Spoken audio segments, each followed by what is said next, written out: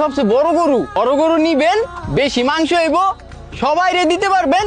আপনি শুনাম হইব মিয়া, এই আডের মধ্যে সবচেয়ে আমার গরুটা বড়, আমার গরুটা লন, আপনার ভালো হইব ভাইয়া।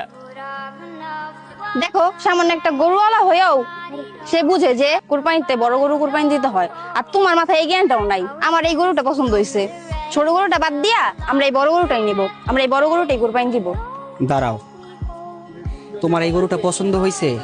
এই গরুটা হাটের সবচাইতে বড় গরু এই জন্য। আর তোমার এই ভাই কি বলল, মানুষ দেখানোর জন্য কোরবানি দিতে হয়?